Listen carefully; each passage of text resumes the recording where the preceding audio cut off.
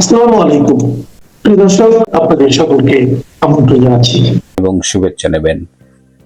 সদ্য প্রয়াত বেগম খালেদা জিয়ার জানাজাকে কেন্দ্র করে যে কূটনীতি আমরা লক্ষ্য করলাম এবং আরো কিছু ঘটনা ঘটেছে, যে কারণে এটি নিয়ে এখন ব্যাপক আলোচনা হচ্ছে। বিশেষ করে জয়শঙ্কর, ভারতের বিদেশ মন্ত্রী, তিনি বাংলাদেশের প্রধান উপদেষ্টা ডক্টর ইউনূসের সাথে দেখা করতে রাজি হননি। ডক্টর ইউনূস পর্দার আড়ালে অনেক চেষ্টা করেছে যে অন্তত একটি ছবি তোলার মতো করে হলেও ডক্টর জয়শঙ্করের সাথে তিনি একটা মিটিং করবেন, কিন্তু জয়শঙ্করের কাছে তিনি পাত্তা না পেয়ে ব্যাপকভাবে ক্ষুব্ধ হয়েছেন। আজকে সে বিষয়টা নিয়ে কথা বলবো, কিন্তু তার আগে আরো কয়েকটা ছোট ছোট বিষয় আছে, সেগুলো আমার মনে হচ্ছে আপনাদের সাথে একটু শেয়ার করি। তার মধ্যে একটা হলো এই জানা যায় আমাদের বাংলাদেশের সংবিধানের প্রণেতা বলা হয় তাকে, এবং প্রবীণ রাজনীতিবিদ ডক্টর কামাল হোসেন, তিনি এখানে এসেছিলেন। কিন্তু ডক্টর কামাল হোসেনের নাম এই জানাজায় যারা যোগ দেবেন তাদের একটা ভিআইপি তালিকা ছিল, সেখানে ছিলেন। তো ভিআইপি তালিকায় না থাকার কারণে তিনি গাড়িতে জানাজার খুব কাছে আসতে পারেনি, এসএসএফ তাকে অনুমতি দেয়নি। সুতরাং তিনি মূল জানাজার স্থল থেকে অনেক দূরে গাড়িতে নেমে গিয়েছিলেন এবং সেখান থেকে তাকে ঠেলে নিয়ে আসা হয়েছে হুইল চেয়ারে করে। সো এত দীর্ঘ পথ এই বয়সে হুইল চেয়ারে পাড়ি দিতে গিয়ে তিনি নাকি বর্তমানে বেশ অসুস্থ হয়ে পড়েছেন। যদিও দেখলাম যে সামাজিক যোগাযোগ মাধ্যমে এই ছবিটি শেয়ার করা হয়েছে এবং এর সাথে একটি মন্তব্য জুড়ে দেওয়া হয়েছে যে এর আগে এই মঞ্চ ৭১ সম্ভবত একটা প্রোগ্রাম করেছিল রিপোর্টার্স ইউনিটিতে, যেখানে তিনি প্রধান অতিথি ছিলেন এবং জেডাই খান পান্না, বিশিষ্ট আইনজীবী, তারও সেখানে থাকার কথা ছিল, কিন্তু দুজন সেখানে ছিলেন না এবং সেখানে মব গিয়ে আক্রমণ করে এবং সেখান থেকে অনেকজন মুক্তিযোদ্ধাকে গ্রেপ্তার করা হয়, তাদের শারীরিকভাবে হেনস্থ করা হয়। সাংবাদিক মঞ্জুরুল আলম পান্নাকেও সেখান থেকে গ্রেপ্তার করা হয়েছিল। তো ডক্টর কামালের আজকের এই ছবিটা দেখে একটা মিশ্র প্রতিক্রিয়া লক্ষ্য করা গেছে, কিন্তু আমরা মনে করি যে বিষয়টা খুবই দৃষ্টিকটু হয়েছে। কিন্তু বুঝলাম না ডক্টর ইউনূস প্রশাসন কেন হঠাৎ করে ডক্টর কামাল হোসেনের সাথে এরকম একটা শত্রুসুলভ আচরণ করলো। আরেকটা ছবি আপনারা দেখেছেন যে ফেসবুকে খুব ভাইরাল হয়েছে, ছবিটা দেখে আমি খুবই মুগ্ধ হয়েছি। সেটা হলো যে তারেক রহমান একটা খাবার টেবিলে বসে আছেন, তার সাথে তার স্ত্রী ডক্টর জুবাইদা রহমান, তার মেয়ে ব্যারিস্টার জাইমা রহমান এবং তার সাথে ফাতেমা বেগমকে আমরা দেখতে পাচ্ছি। ফাতেমা বেগমকে আপনারা নিশ্চয়ই চেনেন, তিনি বেগম খালেদা জিয়ার সাথে সারাক্ষণই থাকতেন। এমনকি বেগম খালেদা জিয়া যখন কারাগারে গিয়েছিলেন তখনও আদালতের বিশেষ অনুমতি নিয়ে এই ফাতেমা বেগম ম্যাডামের সাথে কারাগারে ছিলেন। ম্যাডাম যখন বঙ্গবন্ধু মেডিকেল ইউনিভার্সিটিতে কেবিনে ছিলেন তখনও ছিলেন, মানে সার্বক্ষণিক ম্যাডামের সঙ্গী ছিলেন। এবং আমি ব্যক্তিগতভাবে মনে হচ্ছে ম্যাডামের মৃত্যুর পরে আমার মনে হচ্ছে যে ফাতেমা বেগম খুব একা হয়ে গেল, কেন এখন সারাক্ষণই ম্যাডামের সাথে থাকতেন।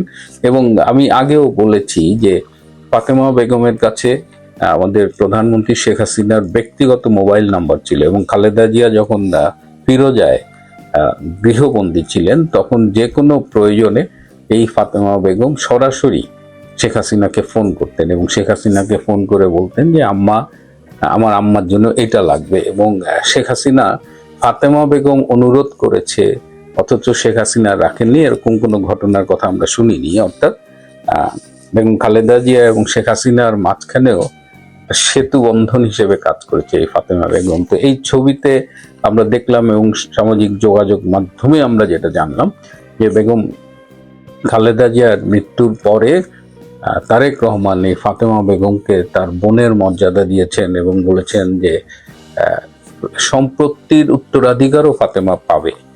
হ্যাঁ, এটা আমার কাছে খুবই মানবিক মনে হয়েছে যে মেয়েটা সারা জীবন ম্যাডাম খালেদা জিয়ার সাথে থাকলো এবং খালেদা জিয়ার মৃত্যুর পরে তারই বড় ছেলে তারেক রহমান এমন মানবিক একটা কথা বলছেন এবং ব্যবস্থা নিচ্ছেন পরিবারের। বলছেন যে জিয়াউর রহমানের 2 ছেলে আর 1 মেয়ে, এটা কিন্তু খুবই মানবিক একটা বিষয় এবং খাবার টেবিলে তারা একসাথে খাচ্ছে। কিন্তু সামাজিক যোগাযোগ মাধ্যমে যে সমালোচনাটা শুরু হয়েছে সেটা হলো যে এই ছবিটাকে তারা বলছেন ইনকমপ্লিট, কারণ জিয়াউর রহমানের আরো একটি ছেলে ছিল আরাফাত রহমান কোকো, আপনারা জানেন তিনি মারা গেছেন। তো কোকোর স্ত্রী শর্মিলা রহমান, যিনি যখন তারেক রহমান কিংবা জোবায়েদা বাংলাদেশ আসতে পারতেন না, বেগম খালেদা জিয়া যখন অসুস্থ হতেন বা বাংলাদেশের প্রায় সার্বক্ষণিকভাবেই শর্মিলা বেগম খালেদা জিয়ার সাথে থাকতেন, যখনই বাংলাদেশে থাকতেন, এবং বিশেষ করে অসুস্থতার সময়গুলোতে শর্মিলা ছিলেন। কিন্তু এই ছবিতে শর্মিলা কিংবা কোকোর আরো দুটো মেয়ে আছে, তাদের কিন্তু আমরা কোথাও নাম টাম দেখি না। তো স্বভাবতই প্রশ্ন উঠেছে, যেমন বেগম খালেদা জিয়া যখন রাজনীতি করতেন, প্রধানমন্ত্রী ছিলেন, কিন্তু তিনি তার বোন, ভাই, ভাগ্নে সবাইকে ক্ষমতার আশেপাশে নিয়ে এসেছিলেন, কিন্তু জিয়াউর রহমানের ভাই বোনদের আমরা কিন্তু তেমন দেখিনি। তো এখন আরাফাত রহমান কোকোর যে উত্তরাধিকার, তার স্ত্রী শর্মিলা রহমান এবং তাদের মেয়ে, হঠাৎ করে তাদের আমরা কিন্তু দেখতে পাচ্ছি না। এটা কি পারিবারিক রাজনীতির কোনো অংশ কিনা, এটা নিয়ে একটা কথা হচ্ছে। তো একদিকে আমরা যখন মানবিকতার প্রশংসা করছি, তখন কিছু কিছু নেটিজেন এই বিষয়টি তুলে তারা প্রশ্ন করছে। তো আমরা আশা করি এই প্রশ্নগুলোর উত্তর আমরা পাবো। এদিকে এই যে 12ই ফেব্রুয়ারির যে অনিশ্চিত নির্বাচন, সেই নির্বাচনের মনোনয়নপত্র বাছাই শুরু হয়েছে, এবং যারা স্বতন্ত্র নির্বাচনের জন্য মনোনয়নপত্র দাখিল করেছেন, তাদের একটা বড় অংশের মনোনয়ন বাতিল হতে যেতে আমরা দেখছি।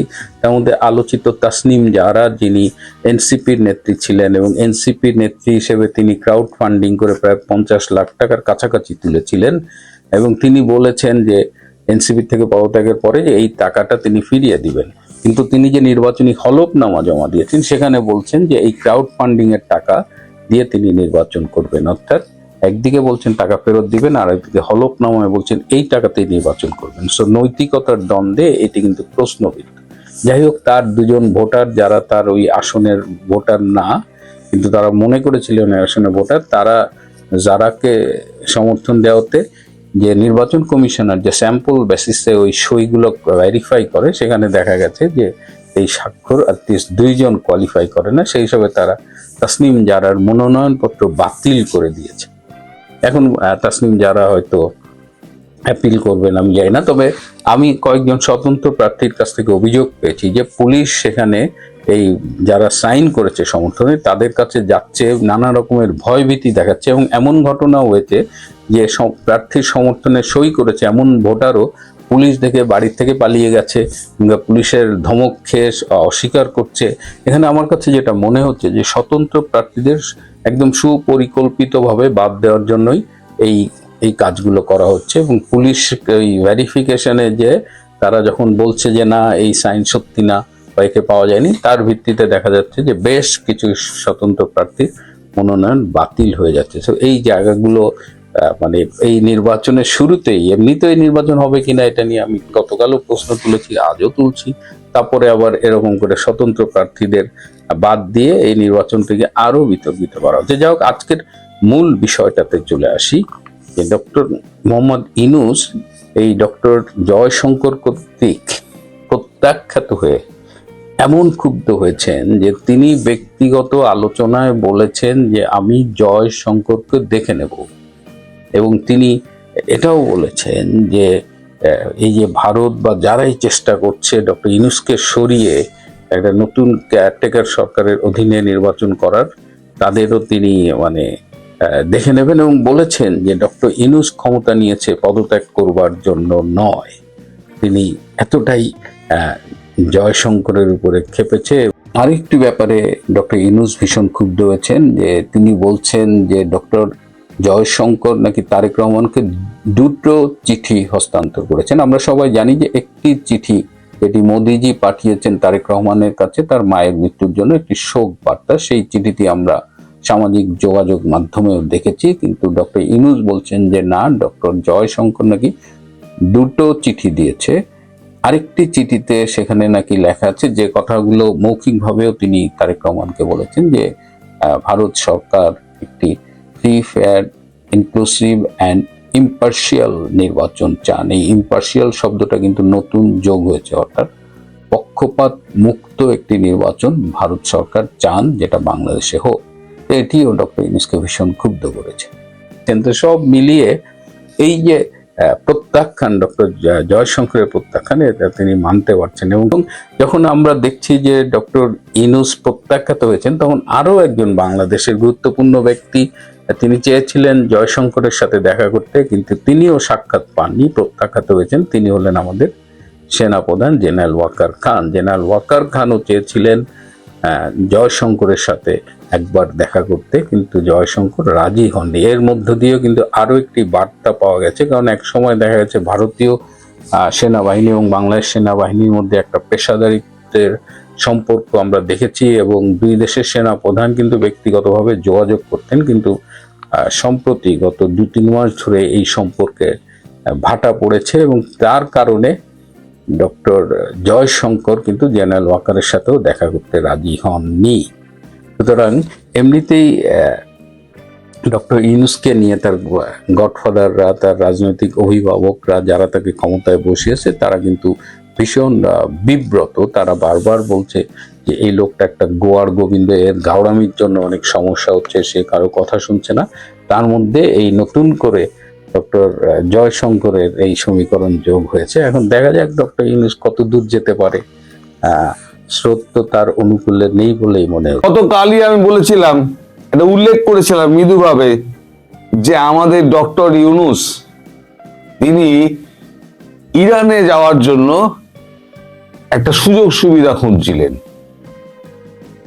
কারণ আপনার এই বিমস্টেক সম্মেলনে যখন ইরানের প্রতিনিধি এসেছিলেন, ওদের বিদেশমন্ত্রী, সেই সময় ডক্টর ইউনূস একটা সাইডলাইন বৈঠক করেছিলেন। বৈঠক করে তিনি বলেছিলেন যে আপনার দেশের বাসিন্দা হতে আমি ইচ্ছুক। আমি খবরও করেছিলাম। তা এখন ইরানের যে অবস্থা, সেই সময় বলেছিলাম ভবিষ্যতে কিন্তু ইরান খুব একটা সেফ থাকবে না। ডক্টর ইউনূস, আপনি যাচ্ছেন কোথায়? মানে আপনার পরিকল্পনা যেটা, সেটা বাস্তবায়ন হবে না। গতকালকে আমি বলেছিলাম যে ইরানের অবস্থা খুব খারাপ। আজকের কাগজে এইটা বেরিয়েছে, উত্তাল ইরানে বাড়ছে মৃত্যু, হুঁশিয়ারি ট্রাম্পের। কি লিখছে শুনুন। তেহরান 2 জানুয়ারি। আরো একবার প্রতিবাদ আন্দোলনে উত্তপ্ত ইরান। গত কয়েকদিনের বিক্ষোভে ইতিমধ্যে প্রাণ গিয়েছে 7 জনের। নিহতদের মধ্যে রয়েছে নিরাপত্তা বাহিনীর 1 সদস্য। সাধারণ মানুষের ওপরে ইরান সরকারের বল প্রয়োগ করলে তার ফল ভালো হবে না বলে সমাজ মাধ্যমে হুঁশিয়ারি দিয়েছেন আমেরিকান প্রেসিডেন্ট ডোনাল্ড ট্রাম্প। তবে দেশের আভ্যন্তরীণ বিষয়ে হস্তক্ষেপ করলে তারাও চুপ করে বসে থাকবে না বলে ট্রাম্পকে পাল্টা হুমকি দিয়েছে তেহরানও। 2022 সালে পুলিশি হেফাজতে মাসা আমিনি নামে তরুণীর বিক্ষোভের পরে হিজাব বিরোধী আন্দোলন উত্তাল হয়ে উঠেছিল আয়াতুল্লাহ খামেনির দেশ। নিরাপত্তা বাহিনীর সঙ্গে বিক্ষোভকারীদের দফায় দফায় সংঘর্ষে মৃত্যু হয়েছিল সেই সময়তে 550-রও বেশি মানুষের। 3 বছর পর ফের রাস্তায় নেমেছেন ইরানের সাধারণ মানুষ। তবে এবারের ক্ষোভের মূল কারণ সম্পূর্ণ ভিন্ন। মূল্যবৃদ্ধি, বেকারত্ব, পানীয় জলের প্রবল সংকট।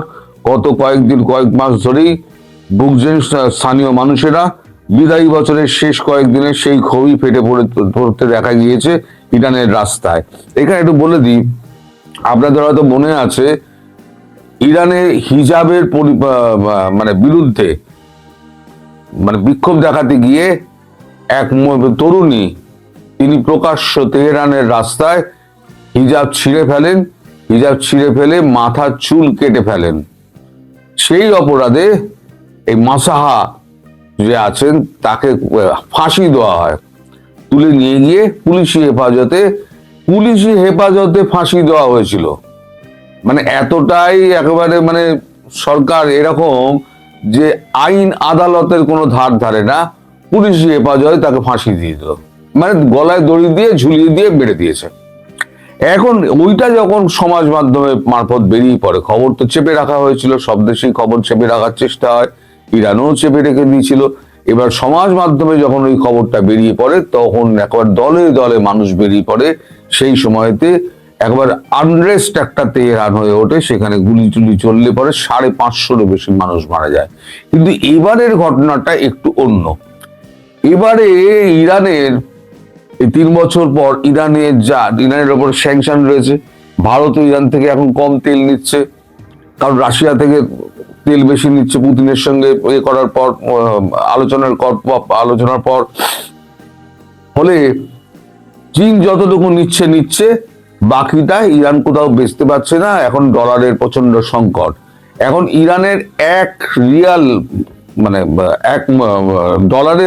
$1 কিনতে গেলে মানুষকে গুনতে হচ্ছে 1.42 মিলিয়ন আপনার রিয়াল।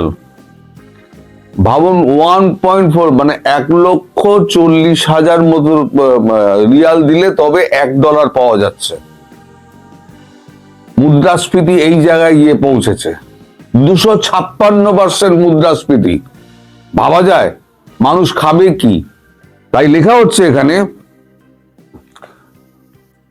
28 ডিসেম্বর রাজধানী তেহরান থেকে শুরু হয় প্রতিবাদ আন্দোলন। এরপরে তা ছড়িয়ে পড়ে আলবোর্জ, কামরান শাহ, মারকাজি, ইস্পাহান, হামেদানের মতো এলাকায়। মূলত বিভিন্ন বাজারের ব্যবসায়ীদের থেকেই শুরু হয় এই প্রতিবাদ বিক্ষোভ। পরে তাতে যোগ দিয়েছেন পড়ুয়া থেকে শুরু করে সাধারণ মানুষও। ডলারের নিরিখে রিয়ালের মান তলানিতে গিয়ে ঠেকেছে রিয়াল। ফলে চূড়ান্ত অর্থনৈতিক বিপর্যয়ের মুখে দাঁড়িয়ে গোটা দেশ। বিক্ষোভকারীরা জানাচ্ছেন তাদের পকেট ফাঁকা, ফ্রিজে খাবার নেই পর্যাপ্ত জলের ব্যবস্থা, বাজার বন্ধ। ফলে মানুষের সব রোষ গিয়ে পড়েছে দেশের সর্বোচ্চ ধর্মীয় নেতা খামেনির ওপর। পথে নেমে বিক্ষোভকারীরা এখন একনায়কের মৃত্যু, খামেনির মৃত্যুর মতো স্লোগান তুলছে।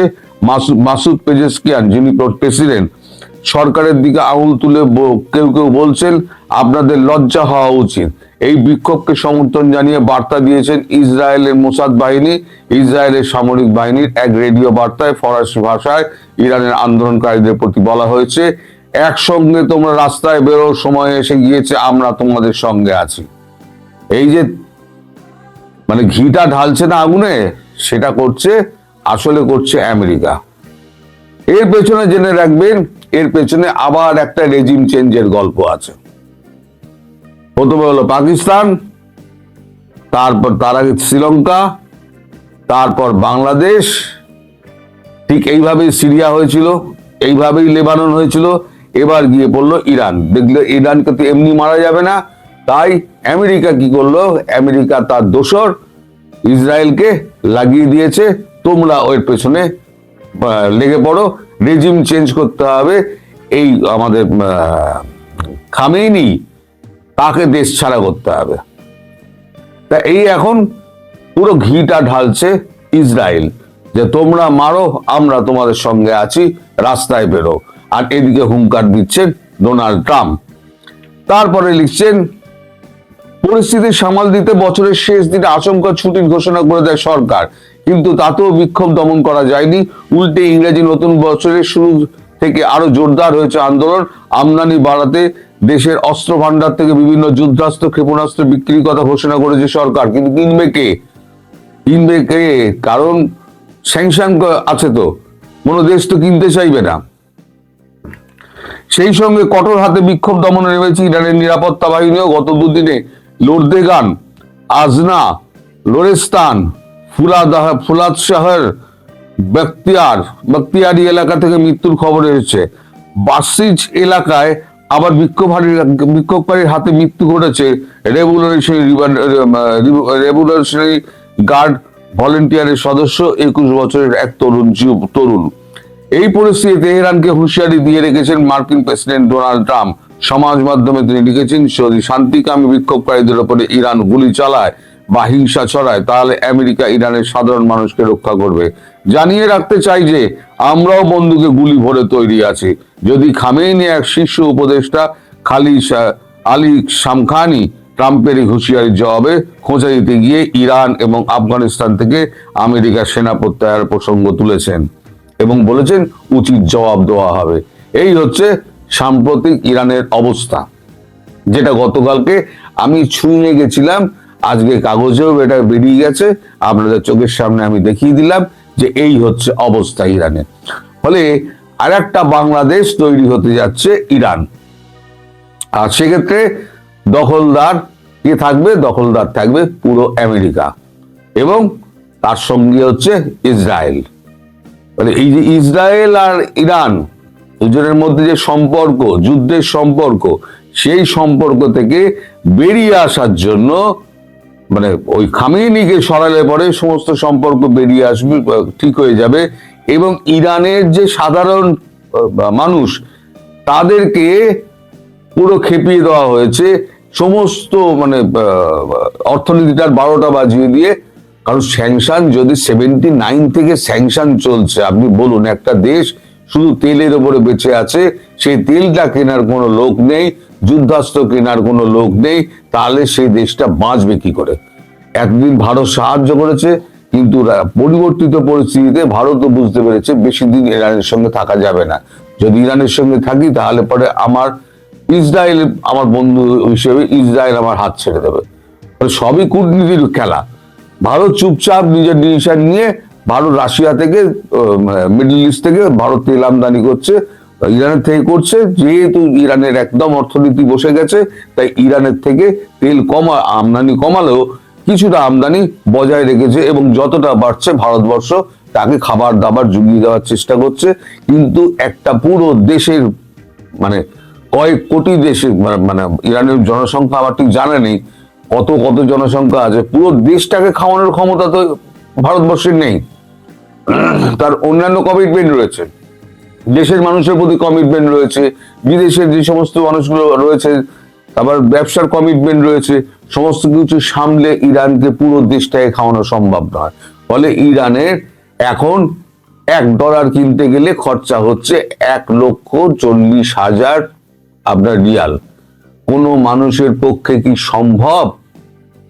ফলে এই স্যাংশনের পেঁচে এবং ইসরায়েলের যুদ্ধটাকে ইরানের বিরুদ্ধে থামানোর জন্য আমেরিকা আবার একটা রেজিম চেঞ্জের খেলায় নেমে পড়েছে। এবং খুব শিগগির দেখবেন এই পেজেশকিয়ান সহ এই আমাদের আয়াতুল্লাহ খামেনি, তিনি সব সম্ভবত 7 দিনের মধ্যে খুব পালাবেন। এছাড়া তাদের বাঁচার কোনো উপায় নেই। যদি দেশে থাকেন জনতার হাতে মার খেয়ে মরে যাবেন। ফলে আমি যেটা বলেছিলাম, ইউনূস সাহেব আপনি যাবেন কোথায়? আপনার সব রাস্তা বন্ধ। তুর্কির এখন অবস্থা খুব খারাপ। তুর্কি খাবার চেয়ে পাঠাচ্ছে, খাবার চেয়ে পাঠাচ্ছে, চিঠির পর চিঠি, খালি প্লেন পাঠিয়েছে, খাবার দাও, খালি প্লেন ফিরে গিয়েছে। ভারতবর্ষ বলেছে খাবার দেবো না। শত্রুতা এবং বন্ধুত্ব একসঙ্গে চলে না, একটা পথে চলতে হবে। হয় তুমি বন্ধু হও, হয় তুমি শত্রু হও। যে শত্রু হও শত্রুর মতো ব্যবহার পাবে, আর বন্ধু হলে বন্ধুর মতো ব্যবহার পাবে। তুমি শত্রুতাও করবে আবার বন্ধুত্বের হাত বাড়াবে, দুটো একসঙ্গে হবে না। ভারতবর্ষ ফিরিয়ে দিয়েছে। আমি জানি না আগামী দিন বাংলাদেশের সঙ্গে ভারতবর্ষের সম্পর্ক কোন দিকে যাবে। বিশেষ করে এই 12ই ফেব্রুয়ারি যে ঘটনাটা হওয়ার কথা আছে, যদিও আমি বারবার বলছি যে ইলেকশন হবে না, কোনো মতে ইলেকশন হবে না। ইলেকশন হওয়ার মতো কোনো রকম চিহ্ন এখনো পর্যন্ত সাস্টেইন করছে না। মানুষের মধ্যে কোনো উত্তেজনা দেখছেন, ইলেকশন নিয়ে আলোচনা দেখছেন? কিচ্ছু না। ভোট হবে, তার গণনার দিন, ফল প্রকাশের দিন, কিচ্ছু নেই। আসলে একটা মূল্য ঝুলিয়ে রাখা হয়েছে। একটা জাতীয় সরকার গড়ার একটা চেষ্টা করা হচ্ছে। সেই জাতীয় সরকার যদি গড়ে তাহলে মানে তারেক রহমানের কপালে অশেষ দুর্গতি আছে। সেই জন্য মনে করিয়ে দেওয়া হয়েছে যে 71 সাল যদি সাস্টেইন করতে না পারেন তাহলে 71 সালের পুনরাবৃত্তি ঘটবে, ইতিহাসের পুনরাবৃত্তি ঘটবে। এবার দেখুন সামনের দিকে কি হয়। সবাই